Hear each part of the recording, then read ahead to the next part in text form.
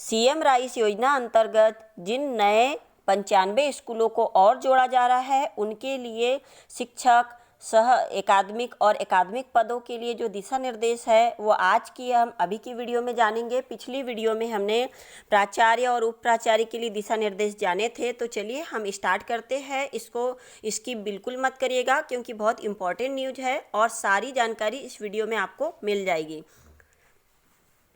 मध्य प्रदेश शासन की महत्वाकांक्षी योजना सीएम राइस विद्यालय शैक्षणिक सत्र 2022-23 से प्रारंभ की जा रही। इस योजना के अंतर्गत जनजाति कार्य विभाग के 95 सर्व सुविधा युक्त विद्यालयों में ऊर्जावान तथा इनोवेटिव प्रधान अध्यापक तथा प्रत्येक स्तर पर प्राथमिक, माध्यमिक, हाई तथा हायर सेकेंडरी के अध्यापन के लिए शासकीय शिक्षकों से आवेदन आमंत्रित किए जा रहे हैं।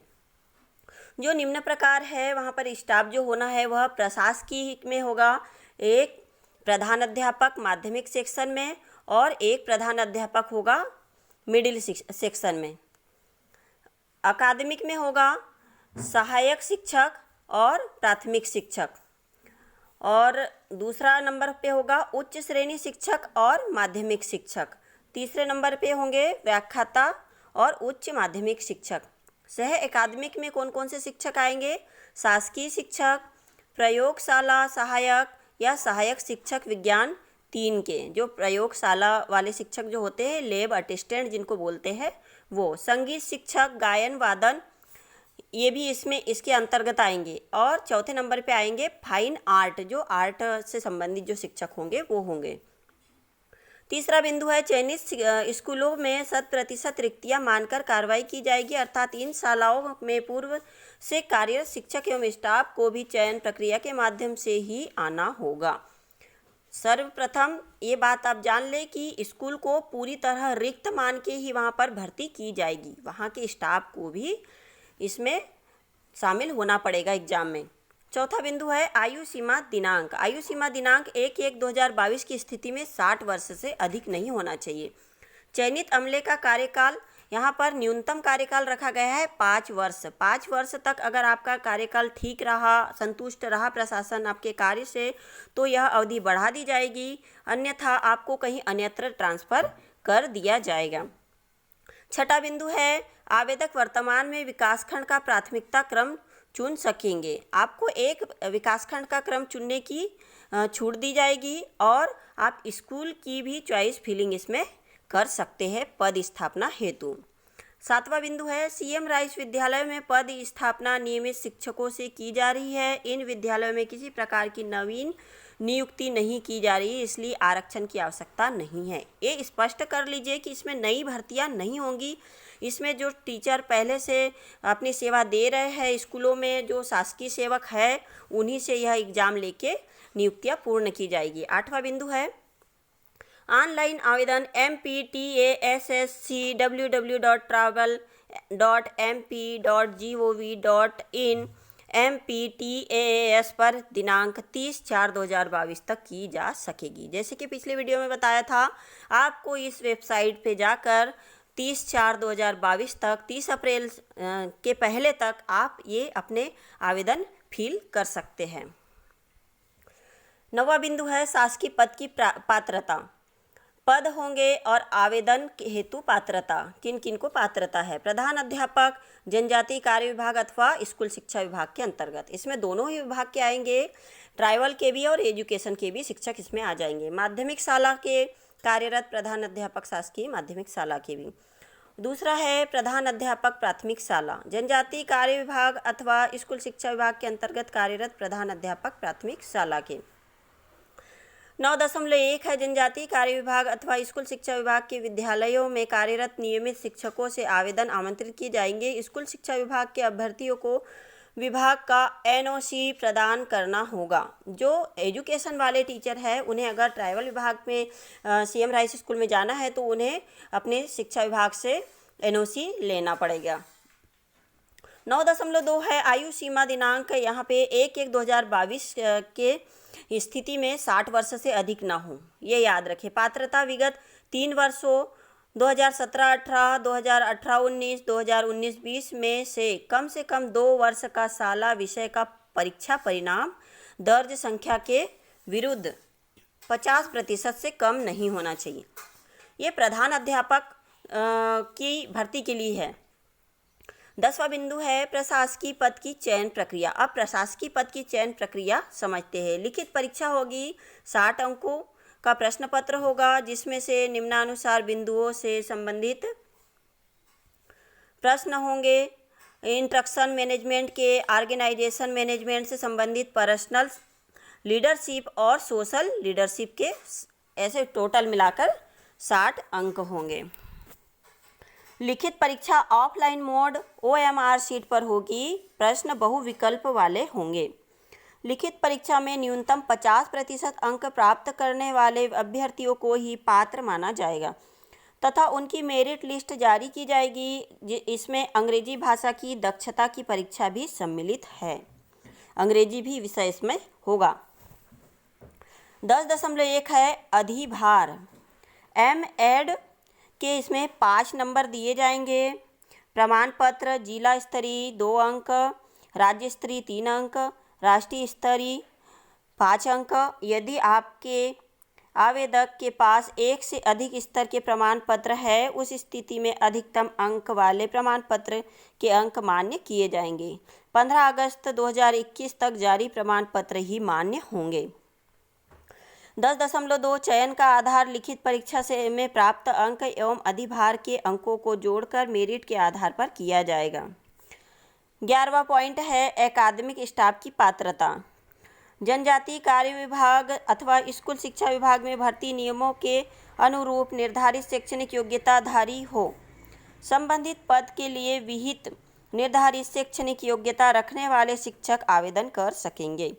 आवेदन करने वाले विषय को पढ़ाने का न्यूनतम 3 वर्ष से कम न हो। आपका अनुभव होना चाहिए 3 वर्ष तक, उससे कम नहीं होना चाहिए। आयु सीमा फिर 60 वर्ष से अधिक नहीं होना चाहिए 1/1/2022 की स्थिति में।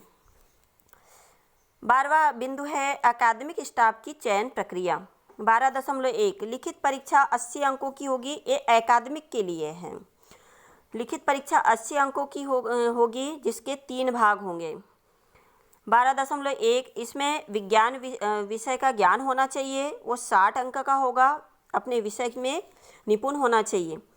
12.1 एप्टीट्यूड एवं साइकोमेट्रिक टेस्ट, ये 10 नंबर का होगा। और 12.3 है इसमें अंग्रेजी ज्ञान। इसमें अंग्रेजी विषय का भी ज्ञान होना चाहिए, 10 अंक का इसमें प्रश्न पत्र होगा। 12.2 है लिखित परीक्षा में प्रत्येक भाग में न्यूनतम 50% अंक प्राप्त करना अनिवार्य होगा। प्रत्येक भाग में, ये पॉइंट आप बिल्कुल समझ ले कि आपको प्रत्येक भाग में 50% अंक प्राप्त करना है। अगर ये 60 अंक का पेपर है तो 60 में से आपको 30 लेना है अपने विषय के ज्ञान में, और एप्टीट्यूड एवं साइकोमेट्रिक में 10 नंबर का है तो आपको 5 उसमें से लेना अनिवार्य है। अंग्रेजी में भी 5 नंबर लेना अनिवार्य है, अन्यथा फेल समझा जाएगा। 12.3 है लिखित परीक्षा प्रश्न पत्र स्तरवार एवं विषयवार होंगे, जिसका विवरण निम्नानुसार है।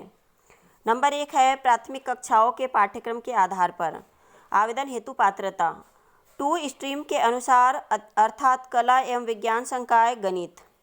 दूसरा है कक्षा 6 से 10 के पाठ्यक्रम के आधार पर जनजातीय कार्य विभाग अथवा स्कूल शिक्षा विभाग के अंतर्गत कार्यरत उच्च श्रेणी शिक्षक एवं माध्यमिक शिक्षक आवेदन कर सकते हैं। आवेदित शिक्षक की 6 विषयों में से जिस विषय में नियुक्ति हुई हो, आपकी जब भी ज्वाइनिंग हुई थी उस समय आपने जिस विषय से नियुक्ति ली हो, उसी विषय का प्रश्न पत्र आपको देना होगा। हिंदी, अंग्रेजी, संस्कृत, गणित, विज्ञान, सामाजिक विज्ञान एक्सेट्रा। तीसरा बिंदु है कक्षा 11 से 12 के पाठ्यक्रम के आधार पर जनजातीय कार्य विभाग अथवा स्कूल शिक्षा विभाग के अंतर्गत कार्यरत व्याख्याता अथवा उच्च माध्यमिक शिक्षक आवेदन कर सकते हैं। आवेदित शिक्षक की 15 में विषयों में से जिस विषय में नियुक्ति हुई हो, उसी विषय का प्रश्न पत्र देना होगा। इसमें भी है पाठ्यक्रम के आधार पर ही, लेकिन ये याद रखिए कि पाठ्यक्रम के आधार पर ही प्रश्न पत्र होगा। आपको पाठ्यक्रम जो भी है स्कूल में जो बच्चों को पढ़ा रहे हो उसी की तैयारी करनी है। 12.4 है लिखित परीक्षा परिणाम। लिखित परीक्षा में प्रत्येक घटक में न्यूनतम 50% अंक प्राप्त करने वाले अभ्यर्थियों को ही पात्र माना जाएगा। तथा उनकी मेरिट लिस्ट जारी की जाएगी। आपको 50% अंक लेना अनिवार्य है लिखित परीक्षा में। 12.5 है, कक्षा 1 से 12 के शिक्षकों के लिए शैक्षणिक योग्यता नियमों में उल्लिखित है। 12.6 प्राथमिक शिक्षकों में कला एवं विज्ञान संकाय के शिक्षकों को समान अनुपात में रखा जाएगा ताकि विद्यार्थी प्रारंभ से ही गणित एवं अंग्रेजी में भी दक्ष हो सके। प्राथमिक विग में शिक्षकों के चयन में उनके हायर सेकेंडरी परीक्षा के लिए गए विषय गणित एवं अंग्रेजी को ध्यान में रखा जाएगा। इसमें पद जो है 2 भागों में बांटे गए हैं प्राथमिक स्तर पर, मैथ्स और इन्वायरमेंटल स्टडी के रूप में।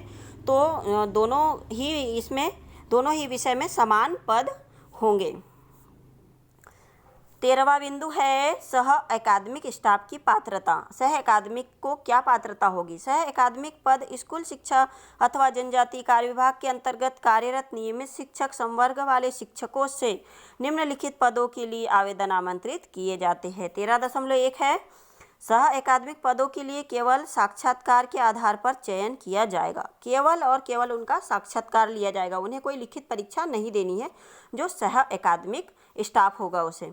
13.2 आवेदक द्वारा प्रस्तुत पोर्टफोलियो के लिए 10 अंक निर्धारित है, लेकिन उन्हें एक पोर्टफोलियो फाइल बनाना होगा जिस पे 10 अंक निर्धारित किए गए हैं। 13.3 है, साक्षात्कार 40 अंक का होगा। उनका साक्षात्कार होगा 40 अंक का। साक्षात्कार की तिथि से पृथक से अवगत कराया जाएगा। साक्षात्कार की तिथि आपको पहले से बता दी जाएगी। 13.4 है, चयन उपरांत सालावार यानी चॉइस फिलिंग भी कराई जाएगी। 13.5 है, शैक्षणिक योग्यता। क्या क्या योग्यता चाहिए उसके लिए? पद नाम, इसमें खेलकूद शिक्षक आ सकते हैं और शारीरिक शिक्षक आ सकते हैं। और इसकी शैक्षणिक योग्यता क्या होगी खेलकूद और शारीरिक शिक्षक की? BPEd, शारीरिक शिक्षा में स्नातक BPE, स्वास्थ्य एवं शारीरिक शिक्षा में BSc, BPEd, एकीकृत 4 वर्षीय डिग्री न्यूनतम 50% अंक के साथ अथवा शारीरिक शिक्षा प्रशिक्षण महाविद्यालय शिवपुरी से DPEd अथवा सर्टिफिकेट कोर्स किया हो। दूसरा पॉइंट है, दूसरा शिक्षक होगा इसमें प्रयोगशाला सहायक या सहायक शिक्षक विज्ञान, जिसे लैब असिस्टेंट कहते हैं। विज्ञान विषय के साथ कम से कम 50% अंक के साथ हायर सेकेंडरी परीक्षा उत्तीर्ण की हो। तीसरा पॉइंट है इसमें संगीत शिक्षक गायन वादन। इसमें एक शिक्षक होगा संगीत वाला शिक्षक जो गायन और वादन जिसको बजाना भी आता हो गाना भी, कम से कम 50% अंकों के साथ B म्यूज गायन /M म्यूज गायन विद कोविद रत्न या B म्यूज के समकक्ष। चौथा शिक्षक होगा इसमें फाइन आर्ट वाला, जिसे स्नातक इन फाइन आर्ट जिसने वो कोर्स किया हो। 13.6 है, आयु सीमा दिनांक 1/1। इसमें भी वही शर्त है कि आप 60 वर्ष से अधिक न हो 1/1/2022 की स्थिति में। 13.7 है, सह अकादमिक स्टाफ की चयन प्रक्रिया। चयन प्रक्रिया कैसी होगी?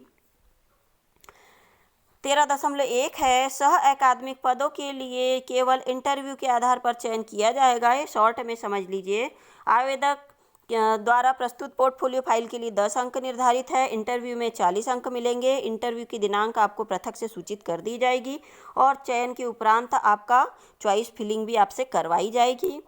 मतलब आप अपनी मर्जी से साला चुन सकते हैं। आई होप ये जानकारी आपको इम्पोर्टेंट लगी हो तो अधिक से अधिक इसे शेयर करें और लाइक तो ज़रूर कर दें, क्योंकि आपका एक लाइक मुझे मोटिवेशन देता है। और चैनल पर नए हों तो सब्सक्राइब जरूर कर दीजिए, क्योंकि मैं ऐसे ही अपडेट के साथ आते रहती हूँ। फिर मिलते हैं नेक्स्ट वीडियो में, तब तक के लिए बाय बाय।